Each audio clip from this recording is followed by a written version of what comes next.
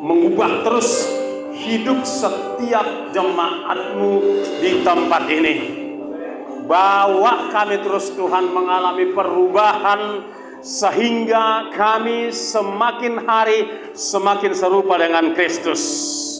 Baik roh kami, jiwa kami, perilaku kami, keseluruhan hidup kami menjadi serupa dengan Kristus. Terima kasih Bapa, biarlah mimbar ini Engkau ambil alih, agar kami dapat mengenal Roh Kudus yang menuntun kami mengenal pribadi Sang Bapa, mengenal pribadi Sang Anak lebih jelas lagi Tuhan. Roh Kudus juga yang membuka hati pikiran kami, Roh Kudus yang menyingkapkan rahasiamu, menuntun kami kepada seluruh kebenaranmu dan mengurapi hambamu. Bila ada yang sakit ya Tuhan, biarlah oleh kuasa Roh Kudus sembuh sekarang juga di dalam nama Tuhan Yesus. Bahkan sembuh secara permanen dari segala jenis penyakit dalam nama Tuhan Yesus. Bila ada yang berkesusahan, Tuhan hiburkan dengan berlimpah-limpah. Bila ada yang mengalami kelemahan, kuatkan dengan kekuatan baru ya Allah. Demikian juga bila ada yang bimbang, teguhkan supaya anak-anakmu berjalan kokoh teguh di dalam Engkau ya Tuhan. Bila ada yang berkekurangan, teruslah berkati dengan berlimpah-limpah. Bukakan terus pintu-pintu berkat, pintu-pintu usaha pekerjaan bagi anak-anakmu di tempat ini. Bila ada yang membutuhkan teman hidup, Tuhan yang mempertemukan. Bahkan apapun yang menjadi kebutuhan daripada umat Tuhan di tempat ini, Tuhan Yesus Engkau sudah sediakan. Terima kasih Bapa, berfirmanlah dengan berlimpah-limpah. Biarlah Tuhan semua yang mendengarkan khotbah ini diberkati Tuhan. Di dalam nama Bapa, Putra, Roh Kudus, dalam nama Tuhan Yesus. Kita yang siap diberkati dan siap menjadi berkat, kita sama-sama katakan amin. Silakan duduk. Silakan duduk. Shalom bagi kita semua. Haleluya. Sudah siap? Sudah menyiapkan piring-piring rohaninya untuk dipenuhi firman Tuhan? Haleluya. Semua siap? Nggak ada yang jawab, berarti udah lari pikirannya kemana ini. Shalom. Coba perhatian semua ke depan ya. Perhatian ya. Nah, terus WhatsApp dan yang sejenisnya dinonaktifkan saja ya. Atau handphonenya dimasukkan di tas saja, sebab kita ada screen supaya fokus, supaya tidak ada yang tergoda untuk menjawab WhatsApp, chat ataupun Facebook dan yang sejenisnya. Baik, Bapak Ibu Saudara yang dikasihi oleh Tuhan. Haleluya. Saudara haus untuk firman Tuhan? Lemes sekali jawabnya. Haleluya, bertobat ya. Siapa yang haus akan firman Tuhan? Angkat tangan. Oke, ngangkat tangannya pun kurang semangat. Tapi percayalah, ada Roh Kudus yang menolong saudara. Amin. Apapun permasalahan saudara, apapun pergumulan saudara, Roh Kudus ada bersama-sama dengan kita. Baiklah, saudaraku, hari ini saya diminta untuk kita sama-sama merenungkan satu pokok kebenaran, yaitu Roh Kudus adalah anugerah. Ya, Roh Kudus adalah anugerah. Kita akan mengupasnya, ya, membongkarnya, menyelidikinya, sehingga kita sungguh-sungguh mengerti kenapa dikatakan Roh Kudus itu anugerah. Itu yang pertama. Yang kedua, Bapak Ibu Saudara, bagaimana caranya kita supaya kita mengalami Roh Kudus yang adalah anugerah. Yang pertama tadi, mengapa dikatakan Roh Kudus adalah anugerah. Yang kedua, bagaimana caranya kita agar kita mengalami besarnya anugerah Roh Kudus bagi kita. Saudara siap? Amin. Baik. Kita harus tahu Bapak Ibu Saudara bahwa dari sejak semula, bahkan dari sejak kekekalan, Roh Kudus itu adalah Maha Kuasa. Ini ya. Roh Kudus itu adalah Maha Kuasa. Mari kita buka dari Kejadian 1 ayat 2. Di dalam Kejadian 1 ayat 2 Bapak Ibu Saudara, Roh Kudus sebagai Maha Kuasa adalah Allah yang menciptakan alam semesta ini dengan kuasa Roh Kudus. Ya, bahwa Allah menciptakan segala sesuatu itu pada mulanya itu adalah dengan kuasa Roh Kudus. Di dalam Kejadian 1 ayat 2 kita Kita baca sama-sama.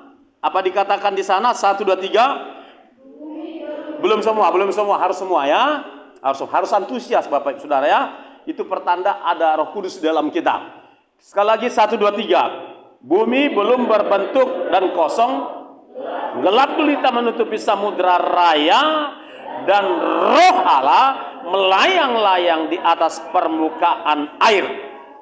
Melayang-layang di sana Bapak Ibu Saudara bukan seperti layangan yang terombang-ambing, tetapi melayang-layang di situ berarti dia sedang mengerami. Bayangkanlah bumi yang belum berbentuk itu, bumi yang masih kacau itu saudara-saudara, itu dierami oleh Roh Kudus. Nah, sekarang bayangkan seberapa besar Roh Kudus itu. Bayangkan bahwa bumi yang segini besar ini pun ibarat hanya sebuah telur ayam bagi seekor induk ayam. Seperti itulah perbandingannya. Dia mengerami. Jadi jelaslah bagi kita saudara bahwa Roh Kudus bukan sekedar membuat kita merinding-merinding. Bahwa Roh Kudus bukan sekedar ada seperti sengatan listrik dan seterusnya. Roh Kudus tidak sekedar membuat orang rebah di dalam roh, tidak hanya sebatas itu. Bahkan Roh Kudus itu hanya manifestasinya. Bukan itu Roh Kudus, tapi itu manifestasi kehadiran Roh Kudus. Roh Kudus itu adalah maha besar, maha kuasa, saudara-saudara. Bahkan Allah menciptakan alam semesta adalah dengan kuasa Roh Kudus. Sebagaimana dikatakan, ya di saat Roh Kudus itu mengerami bumi yang belum berbentuk itu, dikatakan selanjutnya di ayat 3, berfirmanlah Allah. Nah, berbicaralah Allah, beraktiflah firman Allah, perkataan Allah, yaitu sabda Allah yang ada di dalam Allah itu, yang kemudian kita kenal dengan anak Allah atau Tuhan Yesus. Berfirman, jadi ada Bapa, ada Roh Kudus, ada hadir, aktif, muncul Sang Firman, maka jadilah terang, lalu terang itu jadi. Jadilah ini, jadilah ini, jadilah ini, dan seterusnya, dan seterusnya. Jadilah semua apa yang diciptakan oleh Sang Firman itu, diciptakan oleh perintah Sang Bapa itu, oleh kuasa Roh Kudus, maka jadilah semuanya. Jadi sekarang dipulihkan pengertian kita akan Roh Kudus. Roh Kudus juga bukan sekedar roh kecil tinggal sembunyi di dalam hati kita. Tubuh kita segini, hati kita segini, lalu dia tinggal di sana kecil sekali. Enggak seperti itu. Jadi Roh Kudus itu adalah maha kuasa, Bapak Ibu Saudara. Nah, yang terpenting kita harus mengerti bahwa Roh Kudus itu adalah seorang pribadi. Katakan seorang pribadi. Katakan sekali lagi, seorang pribadi. Bahasa Inggris mengatakan a person. He is a person. Pribadi. Pribadi mana punya pikiran, punya kehendak, punya perasaan, dan juga punya kekuatan. Itulah Roh Kudus. Nah, selanjutnya kita lihat secara cepat saja. Kita lihat Bapak Ibu Saudara bahwa yang membuat Maria itu mengandung adalah Roh Kudus. Ya, Matius 1 ayat 8. Yang membuat Maria itu mengandung adalah Roh Kudus. Lagi-lagi Roh Kudus yang bertindak, yang berbuat. Lalu berikutnya saudara-saudara, Yesus melakukan pelayanan setelah dihinggapi oleh Roh Kudus. Di dalam Matius 3 ayat yang ke-16 ya. Roh Yesus itu kemudian melayani, pertama menghadapi iblis, kemudian melayani sampai pada akhirnya itu adalah dengan kuasa Roh Kudus. Bahkan Yesus melakukan mujizat pun itu adalah kuasa Roh Kudus. Nah, berikutnya saudara, Yesus dibangkitkan dari antara orang mati adalah oleh kuasa Roh Kudus. Roma 8:11, kita buka cepat. Roma 8 ayat 11. Apa dikatakan di sana? Udah tampil belum? Di screen udah belum? Udah belum? Belum. Tolong ditampilkan. Roma 8 ayat 11. Kalau udah tampil, mari kita perkatakan sama-sama, mari kita ucapkan sama-sama dari ayat yang ke-11. 1, 2, 3. Belum semua. Jadi saudara, saya minta ya dengan hormat pada ibu saudara sekalian, kalau ibadah itu bukan sekedar menyelesaikan sebuah acara. Saudara datang beribadah adalah untuk mengalami Tuhan dan untuk mengalami firman. Ya, perlakukan firman itu penting. Amin, saudaraku. Amin. Berapa banyak di sini yang mengasihi Tuhan? Coba angkat tangan, cepat turun tangan biar ketahuan siapa. Bagus, puji Tuhan, semua mengasihi Tuhan. Jadi ukuran mengasihi Tuhan itu harus setara ya. Mengasihi Tuhan harus setara dengan mengasihi firman. Sebaliknya, bukti kita mengasihi Tuhan harus setara, sederajat, sekualitas. Kalau kita mengatakan kita mengasihi Tuhan, ya jemaat tempat ini, kita harus seukuran kita mengasihi Tuhan, itulah kita mengasihi firman-Nya. Mengerti ya? Ya, sudah mengerti ya? Jadi nggak bisa firman kita, Tuhan kita kasih 100%, lalu firman-Nya kita cuma kasih 50%. Itu salah. Karena firman itu adalah bagian yang tak terpisahkan dari Allah itu sendiri. Ya, oleh sebab itu saya sebagai hamba Tuhan, ya, mendorong jemaat di tempat ini agar sungguh-sungguh mengasihi firman Tuhan seperti kita mengasihi Tuhan. Amin, saudaraku. Makanya antusias, katakan kiri kanan, ayo antusias bilang. Antusias ya. Oke, harus antusias. Nah, di dalam Roma 8:11 dikatakan semua bersuara, tidak ada yang menyimpan suaranya ya. Selagi masih bersuara, masih punya suara, pakai untuk Tuhan. Nanti ada waktunya suara diambil Tuhan. Ya, ada waktunya diambil. Sebelum diambil pakai untuk Tuhan. 1, 2, 3. Dan jika roh Dia yang telah membangkitkan Yesus dari antara orang mati. Sampai di situ dulu. Roh Dia, yaitu roh Allah yang telah membangkitkan Yesus dari antara orang mati. Jadi Roh Kudus juga yang membuat Tuhan Yesus dalam keadaannya sebagai manusia bangkit dari antara orang mati. Maka Ia yang telah membangkitkan Kristus Yesus dari antara orang mati akan menghidupkan juga tubuh saudara, ya, tubuh saudara yang fana ini oleh Roh Kudus lagi-lagi yang diam di dalam kamu. Nah, kita mulai masuk. Nampak mulai bahwa Roh Kudus itu adalah anugerah, ya. Anugerah itu adalah, dalam pengertian sederhana, anugerah itu adalah suatu pemberian yang begitu besar, berharga, kita nggak mampu, kita nggak layak menerimanya, tapi diberikan kepada kita dengan cuma-cuma. Itulah anugerah. Ya, supaya kita paham ya. Jadi Roh Kudus itu adalah pribadi Allah yang dianugerahkan kepada jemaatnya, kepada saudara dan saya untuk melakukan 3 hal. 1, untuk menguatkan saudara. Yang kedua, untuk saudara lebih mengenal Tuhan. Yang ketiga, ya, untuk menjaga, menolong saudara sampai hari pengangkatan saudara tidak tersesat. Tentu Roh Kudus juga yang menolong kita mengerjakan buah-buah roh. Nah, untuk itulah Roh Kudus dianugerahkan. Jadi benarlah bahwa Roh Kudus itu adalah anugerah. Ya, Roh Kudus itu adalah anugerah. Sekali lagi kita simak kembali kalimat kedua dari Roma 8:11 ini dikatakan, apa dikatakan? Yang telah membangkitkan Kristus dari antara orang mati akan menghidupkan juga tubuhmu. Kapan dihidupkan? Kalau saudara mati, kan pasti mati. Ya, pastikan saudara pasti mati. Tidak ada yang tidak mati, termasuk saya. Kalau saudara mati, dikuburkan, lalu hari pengangkatan itu tiba, saudara dibangkitkan oleh Roh Kudus. Kalau saudara pas hidup, saat sangkakala berbunyi, saat pengangkatan gereja terjadi, tubuh saudara diubahkan, gitu ya. tubuh saudara diubahkan. Dan ini adalah juga anugerah.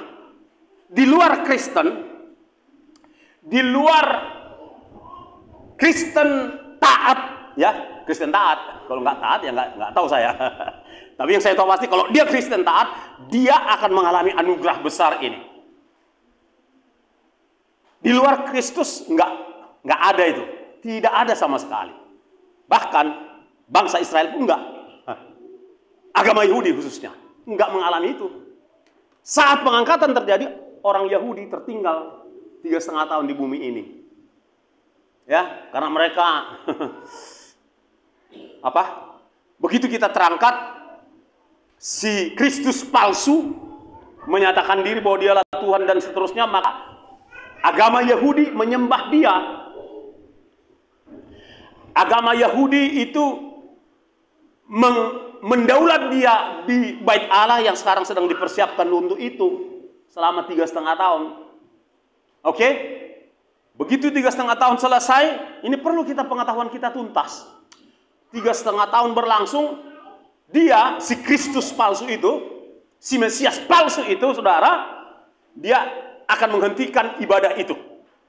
Dihentikanlah ibadah bangsa Yahudi ini, lalu dia akan sungguh-sungguh menyatakan kekejiannya, kebengisannya. Maka bangsa Yahudi yang tidak ikut tubuhnya dibangkitkan seperti orang Kristen taat, itu akan disembunyikan di satu tempat yang hanya Allah tahu.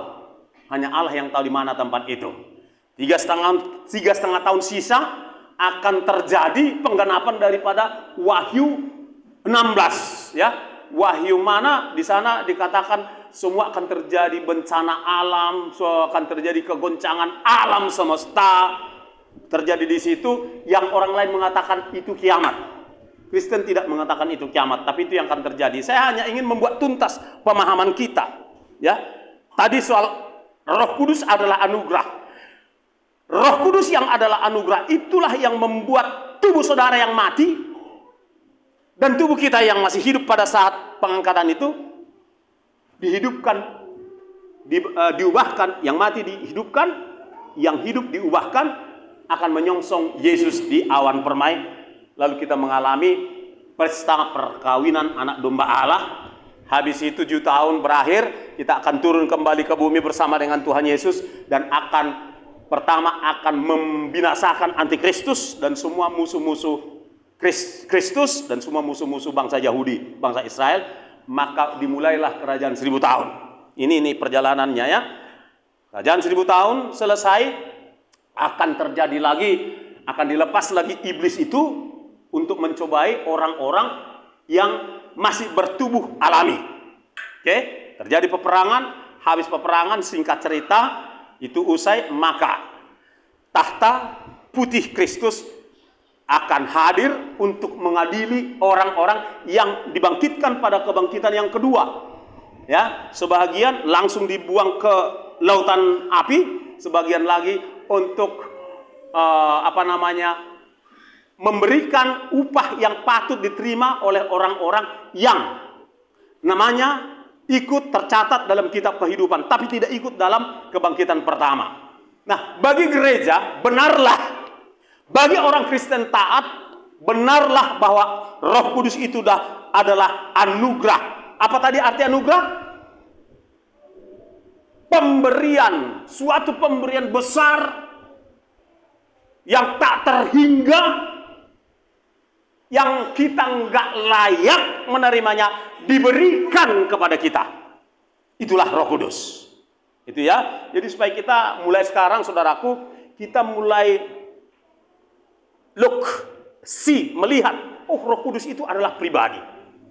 Oh, Roh Kudus itu bukan sekedar angin bertiup, sekedar hadirat-hadirat. Enggak. Roh Kudus itu adalah pribadi, dan Roh Kudus itulah yang menuntun saudara ke dalam seluruh kebenaran firman Tuhan. Roh Kuduslah yang menuntun saudara untuk lebih lagi dan lebih lagi mengenal pribadi Tuhan, pribadi Allah, Bapa, Putra, Roh Kudus. Roh Kudus itulah yang terus mengingatkan saudara dan saya agar menjauhi dosa, agar membuahkan roh, agar melakukan firman Tuhan, termasuk agar kita memberitakan Yesus, menginjil. Roh Kudus itulah yang mengerjakan saat ini, saudara. Itulah sebabnya dikatakan Roh Kudus itu adalah anugerah. Haleluya. Nah, berikutnya kita lihat, itu yang pertama tadi, bahwa Roh Kudus adalah Maha Kuasa. Yang kedua, saudara, Roh Kudus gereja, Roh Kuduslah yang melahirkan gereja. Kisah Rasul 2, tolong dibuka cepat, ayat 1 hingga 4. Kisah Rasul 2. Di dalam Kisah Rasul itu, Bapak Ibu Saudara, Kisah Rasul 2 itu, saudara-saudara, disitulah terjadi pencurahan Roh Kudus. Yesus sudah naik ke sorga, setelah 10 hari Yesus naik ke sorga, turunlah Roh Kudus kepada 120 murid-murid Kristus di loteng Yerusalem. Maka penuhlah mereka Roh Kudus. Mereka berbahasa roh, mereka mendapatkan karunia roh, dibaptis Roh Kudus, berbahasa roh, dan seterusnya dan seterusnya. Maka itulah cikal bakal gereja. Roh Kuduslah yang membidani lahirnya gereja. Gereja sudah berlangsung sampai hari ini, sekarang 2025. Oke, kita kurangi 30 tahun. Itu jadi berapa jadinya? Segitulah umur gereja. Kan begitu, saudara-saudara. Kurang lebih 30 tahun kita kurang, itulah umur gereja. Jadi ada gereja berdiri di muka bumi ini adalah pekerjaan Roh Kudus. Dan seterusnya. Yang ketiga, saudara-saudara, Roh Kudus adalah penghibur, penolong, pembela bagi orang percaya. Kita buka dalam Yohanes 14 ayat 26. Yohanes 14 ayat 26. Jemaat boleh tolong bacakan 1, 2, 3. Belum? Tolong ditampilkan. Yohanes 14 ayat 26.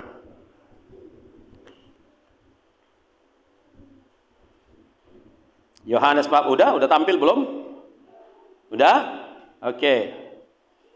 Baik, kita ucapkan, kita keluarkan dari mulut setiap kita, khususnya ayat 26, 1, 2, 3. Tetapi penghibur, yaitu Roh Kudus, yang akan diutus oleh Bapa dalam namaku, dialah yang akan mengajarkan segala sesuatu kepadamu dan akan mengingatkan kamu akan semua yang telah kukatakan kepadamu.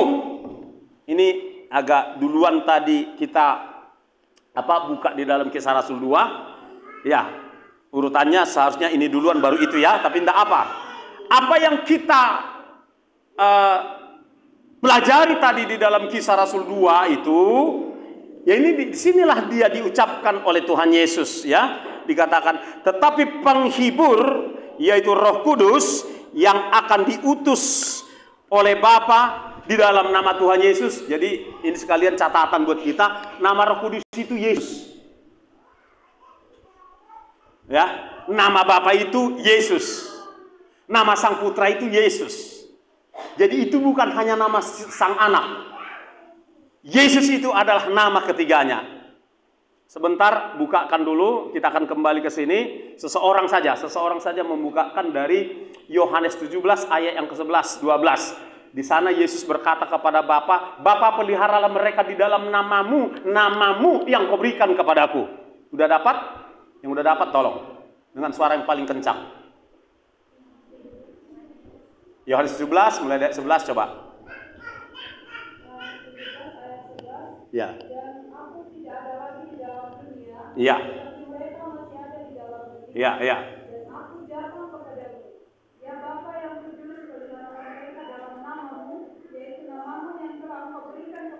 Ya, cukup dulu. Terima kasih. Jadi nama yang disandang kemudian oleh Yesus itu adalah namanya Sang Bapa, Yesus. Jadi nama Sang Bapa itu Yesus, diberikan kepada anak. Nama Roh Kudus itu juga Yesus, Jadi supaya kita jelas tahu, nama Sang Anak itu juga Yesus.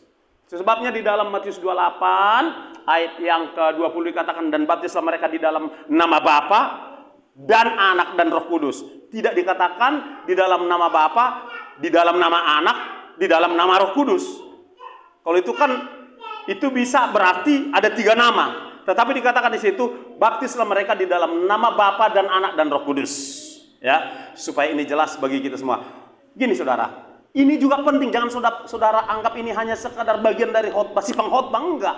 Ini penting untuk menangkis pemahaman yang liar di luar sana. Saudara-saudara, ada pemahaman yang liar di luar sana, ya kan? Bahwa sebenarnya Tuhan itu satu. Tuhan itu satu. Cuma Tuhan yang satu itu, ini nanti saya akan kembali ke sini. Tuhan yang satu itu bisa tampil dia sebagai Bapa. Tuhan yang satu itu tampil dia sebagai anak. Kemudian Tuhan yang satu itu tampil dia sebagai Roh Kudus. Jadi bukan Tritunggal, bukan 3 pribadi, pribadinya satunya. Itunya pribadinya. Ini penyesatan. Itu juga kacau. Dan ada yang mengatakan bahwa bukan Tritunggal, tapi 3 dimensi. Itu satu. Kemudian ada juga gereja bahkan di Medan ini, kalau berdoa nggak pernah dalam nama Bapa, Putra, Roh Kudus. Hanya dalam nama Yesus.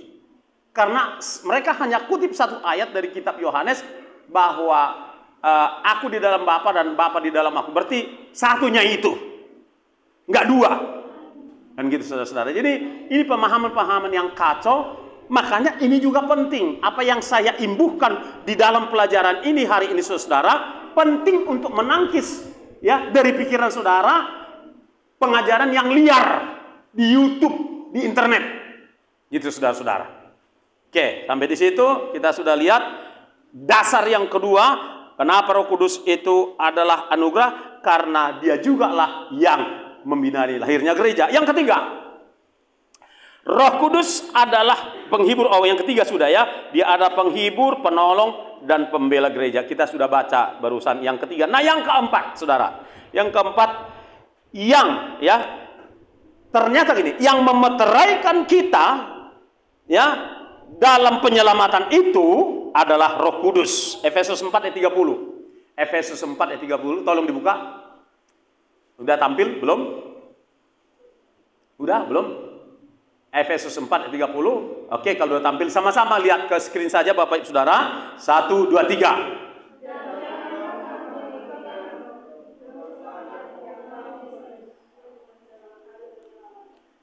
Bisa dibaca sekali lagi dengan ucapan artikulasi yang jelas, jangan terseret-seret. 1 2 3. Belum semua, hanya 2 orang, belum semua. Kan di sini semua bernafas ya. Berapa banyak yang tidak bernafas? Kalau nggak bernafas, nggak bersuara, nggak apa-apa. Masih bernafas semua. Yang bernafas, yang punya mulut, yang punya suara, baca 1 2 3.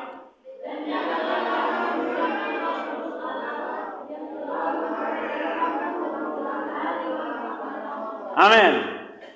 Janganlah kamu mendukakan Roh Kudus. Saudara, ada banyak cara kita. Dengar. Jangan ada yang kacau dulu ya. Ya, fokus. Ada banyak ya cara kita tanpa kita sadari bisa mendukakan Roh Kudus. Salah satunya nggak cinta firman. Ya. Abai terhadap firman, itu juga mendukakan Roh Kudus. Kemudian tingkat yang lebih serius lagi, menyangkali Roh Kudus. Ya, nggak percaya aku ada Roh Kudus, nggak percaya aku ada karunia Roh Kudus, nggak percaya aku ada mujizat. Itu mendukakan.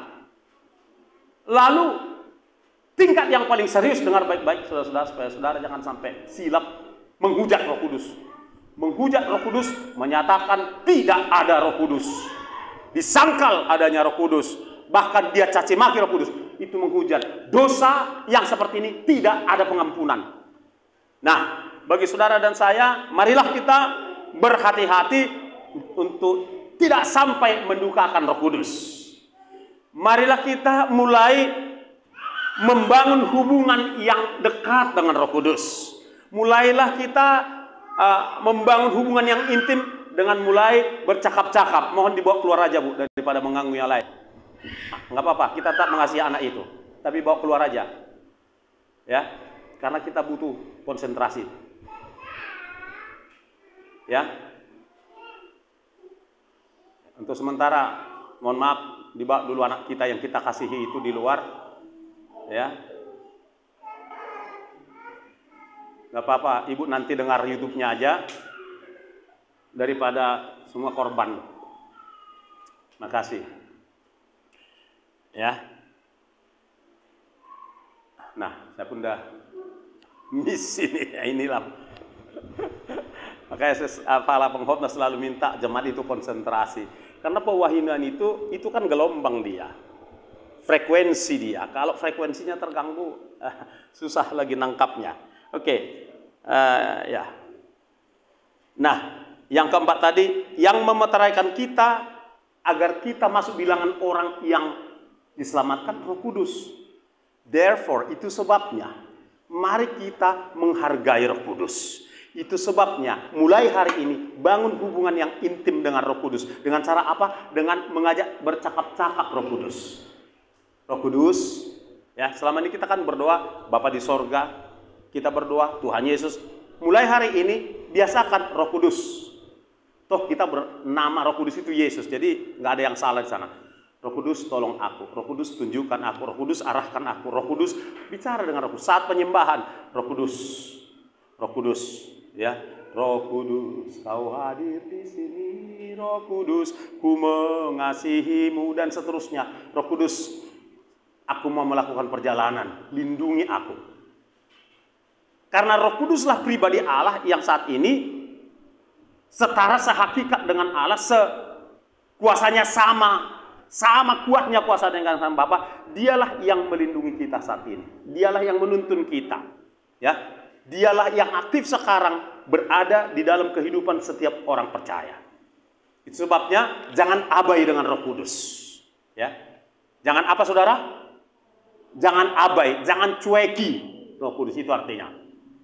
Mulai kita bangun hubungan, mulai kita cakap-cakap dengan Roh Kudus. Dan saudara nanti akan semakin hari, semakin sering saudara berfellowship dengan Roh Kudus, maka saudara akan semakin mudah mendengarkan, ya, mendengarkan suara Roh Kudus. Sehingga kita enggak salah membuat keputusan. Sehingga kita senantiasa mengambil keputusan yang tepat, yang sesuai dengan kehendak Allah. Kita tidak lagi berjalan dengan pikiran kita, dengan mau kita, dengan agenda kita. Tapi kita berjalan sesuai dengan agenda dan tuntunan Tuhan. Amin, saudaraku. Haleluya. Nah, itu dia. Yang kelima. Ya, Roh Kuduslah sang pemberi karunia-karunia. Nah, ini penting. Ya. Roh Kuduslah sang pemberi karunia-karunia. Kita buka dari 1 Korintus 12 ayat 8 hingga 10. Tolong tampilkan di screen.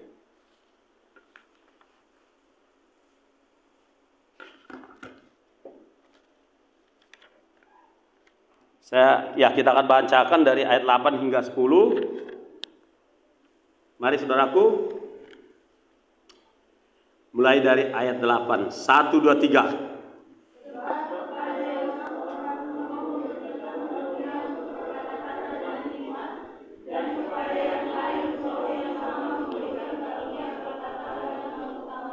Ya. Terus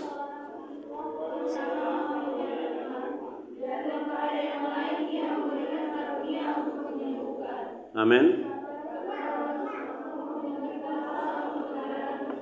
Ya.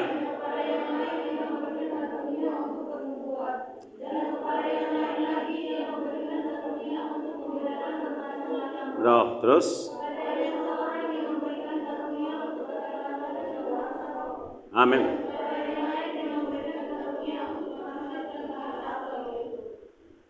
Nah, kalau saudara baca keseluruhannya saudara, di situ ada 9 karunia.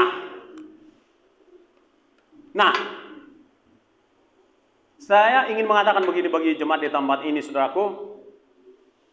Milikilah paling tidak salah satu dari karunia itu. Ya.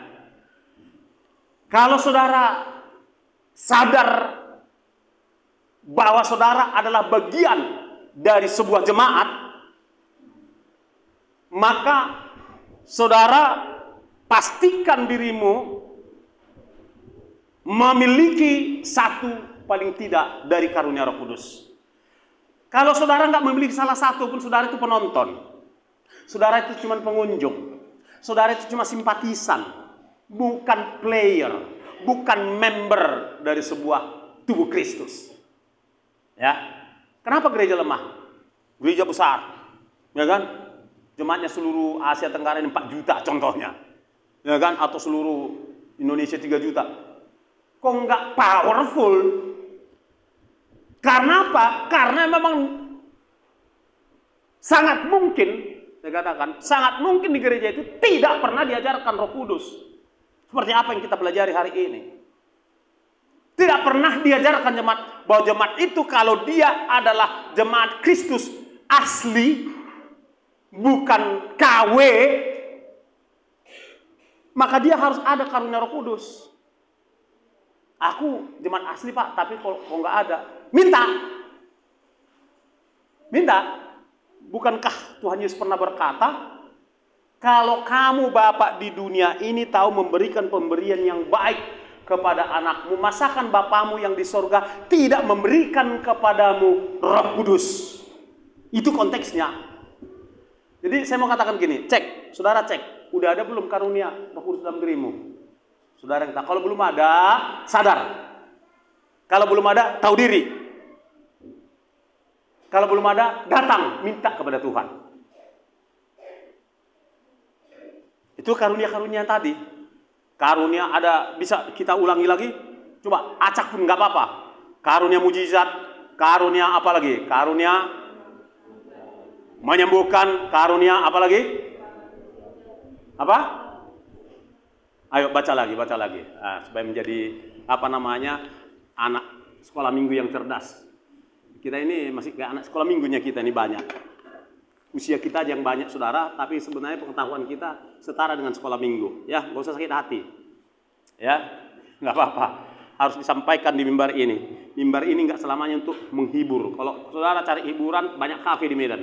Tapi kalau saudara mau belajar firman Tuhan, izinkan dirimu ditegur oleh firman Tuhan. Amin. Oke.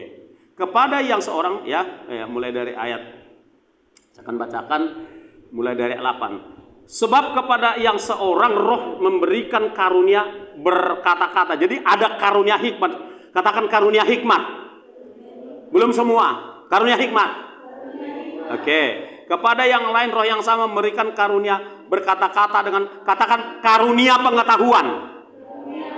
Itu 2. Lalu yang ketiga, kepada yang seorang roh yang sama memberikan iman. Katakan karunia iman. Jadi ada karunia hikmat, ada karunia pengetahuan, ada karunia iman.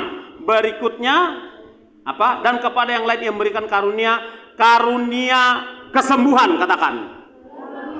Atau karunia penyembuhan, ya, itu yang keempat. Yang berikutnya kepada seorang roh memberikan kuasa untuk mengadakan karunia, katakan karunia mujizat. Ya, semua ya, masih ada yang enggak bisa kedengaran dari depan ini. Karunia mujizat. Yang keenam kita lihat memberikan karunia nubuat. Jadi bukan karunia nubuatan ya. Nggak ada nubuatan. Yang ada nubuat. Ya. Saya harus luruskan semuanya. Mana-mana yang salah harus kami luruskan dari depan ini. Karunia nubuat. Lalu yang ketujuh, karunia membedakan macam-macam roh. Ya. Oke. Lalu yang kedelapan, karunia berkata-kata dalam bahasa. Berarti karunia bahasa roh. Dan yang kesembilan, karunia menafsirkan bahasa roh. Jadi yang kesembilan itu nggak tahu, pasti ada dasarnya kenapa itu diurutkan di urutan yang kesembilan. Itu penting, tapi yang di atasnya lebih penting, kan begitu. Nah, karena gini, kita harus mengerti juga bahwa di luar sana banyak orang menyerang orang yang berbahasa roh. Kenapa kalian berbahasa roh? Bukankah Paulus mengingatkan supaya ada yang menerjemahkan, kan katanya, kan begitu. Jadi ini dimanfaatkan untuk menyerang ya orang-orang yang sudah berbahasa roh, kan begitu saudara-saudara. Jadi di sini Roh Kuduslah, kembali ke poin yang kelima, Roh Kuduslah sang pemberi karunia Roh Kudus. Kembali manfaat daripada khotbah ini saudara-saudara, pembicara dari depan ini menanya kepada saudara, sudahkah saudara mendapatkan salah satu karunia itu? Yang sudah dapat coba angkat tangan. Ya, baru satu. Karunia apa yang Bapak yakini Bapak sudah diberikan? Bahasa roh, puji Tuhan. Masih ada yang lain yang dapat karunia? Oke, nggak apa-apa. Yang penting saudara rendah hati, ya, dan tahu diri saudara-saudara, dan datanglah minta kepada Sang Bapa, minta kepada Roh Kudus. Roh Kudus katakan, mulai ini juga nanti minta, dan di rumah dalam doa-doa pribadi saudara, saudara terus minta. Karena itu adalah bagian anugerah yang besar itu, saudara-saudara. Apakah itu bahasa roh yang saudara minta? Apakah, ya pasti harus dibaptis roh dulu. Karena pada saat dibaptis roh itulah, saudara-saudara akan diberikan salah satu, atau salah dua, atau tiga dari karunia itu. Kan gitu. Jadi kalau saudara merasa belum dibaptis, ya minta supaya dibaptis Roh Kudus. Pada saat itu saudara akan diberikan salah satu, salah dua, atau berapa dari karunia itu. Dan saudara, gini, saudara akan punya apa ya? Punya legitimasi dan punya kekuatan untuk mengeksekusi sesuatu, untuk do something, untuk action. Itu saudara yang membuat saudara ragu gitu ya, untuk do something, mendoakan seseorang, mengusir setan. Hanya menjadi pengunjung setia sebuah kebaktian? Tidak. Naik level lah mulai hari ini. Jangan hanya jadi pengunjung kebaktian yang setia, tapi jadilah pelaku. Jadilah menjadi bagian laskar Kristus yang mendemonstrasikan kuasa Roh Kudus. Tentu saja jangan ketinggalan mendemonstrasikan buah roh. Nah ini saudara-saudara, mengapa pentingnya kita belajar gambar besar dari Roh Kudus adalah anugerah, dan kemudian kita mengerucut saudara-saudara betapa pentingnya saudara memiliki paling tidak satu, dua kuasa. Minta sebagai bukti saudara sungguh-sungguh rindu menjadi anggota jemaat yang terpakai. Ya kalau saudara memilih nggak terpakai, ya itu urusan saudara. Saya ulangi kalimat saya. Kalau saudara rindu menjadi anggota jemaat yang terpakai, saya tersinggung kalau dibilang nggak terpakai si Jogi. Tersinggunglah saudara kalau saudara dibilang tidak terpakai. Supaya saudara nggak perlu urusan-urusan tersinggung, mintalah supaya engkau diberi karunia Roh Kudus supaya saudara terpakai. Bukan hanya di ibadah, tapi di luar sana juga. Ketika saudara berjumpa dengan seseorang, saudara berani mendoakan. Jumpa dengan seseorang, saudara berani menginjili. Ya, saudara berani menyampaikan kebenaran. Terpakai. Kan, buat apa jumlah banyak kalau nggak terpakai? Benar nggak? Buat apa jumlah banyak kalau nggak terpakai? Maunya banyak dan semua terpakai. Itu baru dahsyat. Ingat ketika Gideon disuruh Allah berperang. Terkumpul 22.000. Tuhan bilang, kebanyakan itu, katanya. Gimana Tuhan? Udah, saring lagi katanya. Kan begitu kan? Dibawanya akhirnya berkurang 10.000. Nggak salah begitu ya, atau ya 10.000. Habis 10.000, tinggal 10.000 lah. Ini masih kebanyakan juga katanya, mau perang. Oh yuk, gimana caranya Tuhan? Bawa mereka minum di apa itu, di kali itu, ada kali, ada sungai yang bersih mengalir.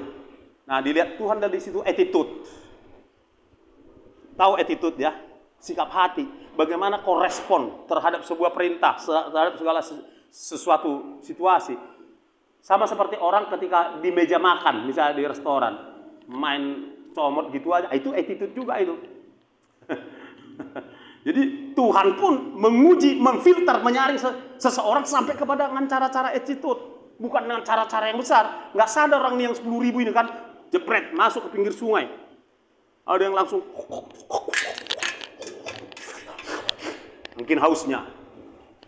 Tapi ada yang dengan attitude yang baik. Set. Tinggal berapa? 300 orang kan? Apa maksudnya? Bukan ide saya, tapi firman berkata bahwa Tuhan suka banyak, tapi Tuhan lebih suka kalau terpakai. Cuma 300 yang terpakai. Saya berdoa, kiranya semua saudara rindu terpakai. Yang menginginkan cuma 3 orang.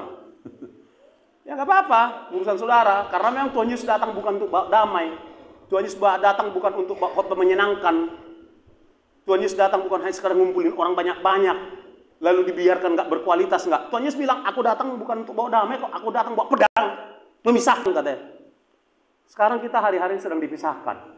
Gini saudara, kalau firman saja saudara nggak serius, nggak antusias, merasa firman Tuhan atau merasa kebaktian hanyalah sebuah suplemen,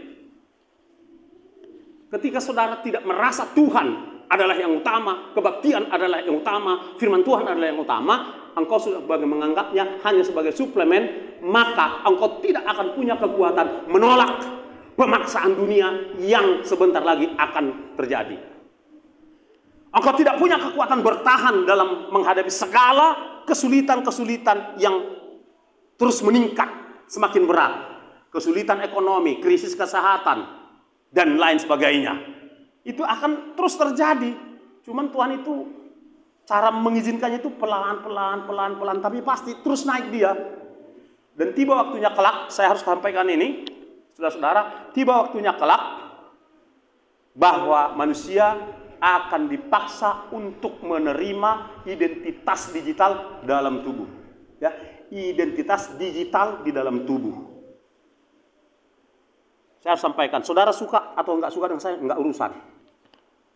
Tapi saya harus katakan, miliki kekuatan untuk menolak itu. Saya percaya kalau saudara dan saya menolak itu, Tuhan yang kasih kekuatan. Saudara pernah enggak sih mikir, semua sedang digiring kepada semua digitalisasi, sertifikat digital, sertifikat tanah digital, KTP digital, semua digital. Dan KTP pun kelak akan digital dalam tubuh. Kalau itu masih dalam handphone, dalam barang-barang yang lain di luar tubuh, nggak apa-apa. Tapi giliran itu dipaksakan ke dalam tubuh, tolak. Untuk bisa kuat menolak itu, miliki hubungan pribadi dengan Tuhan. Andalkan Roh Kudus. Katakan andalkan Roh Kudus. Andalkan Roh Kudus. Ini bukan untuk menakut-nakuti, tapi untuk mempersiapkan mental saudara supaya siap untuk tidak menjadi penakut. Amin.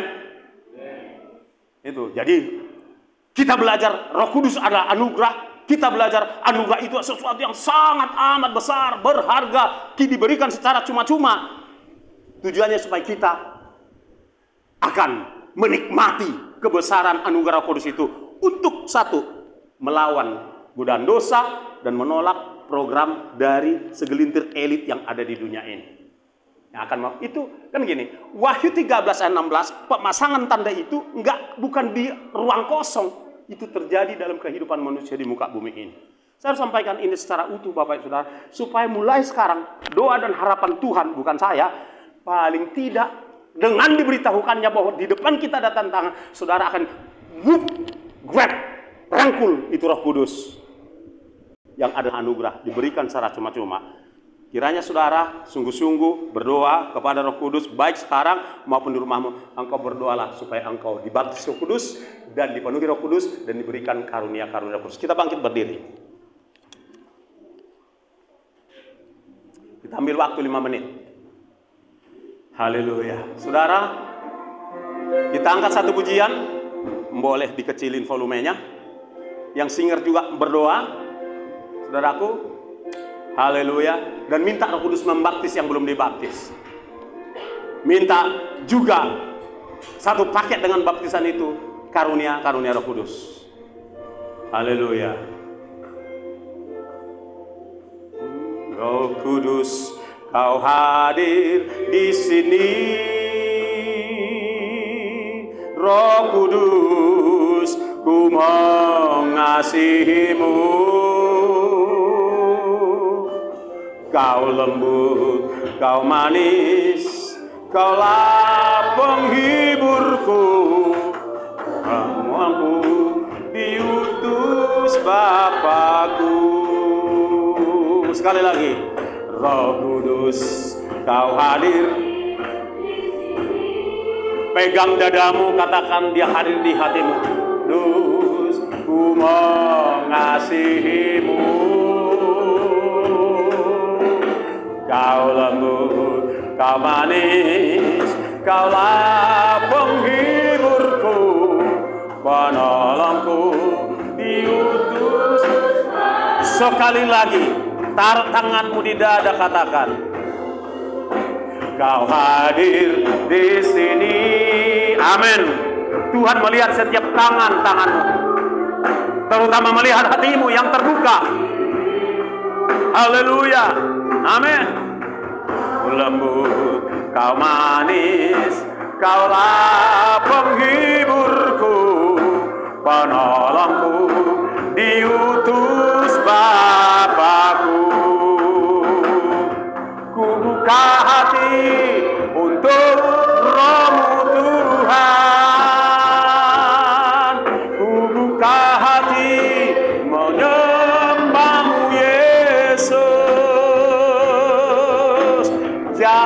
Jamahlah aku, penuhi aku dengan kuasa Allah Maha Tinggi.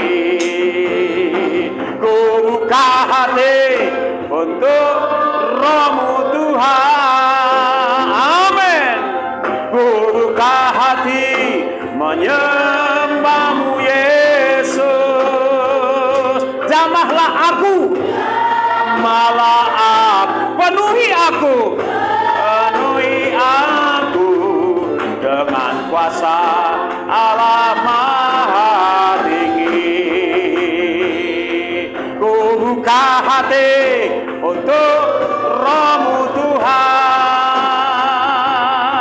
Ku buka hati menyembah-Mu Yesus. Angkat tanganmu, angkat dua-dua, angkat tinggi-tinggi. Penuhi aku dengan kuasa.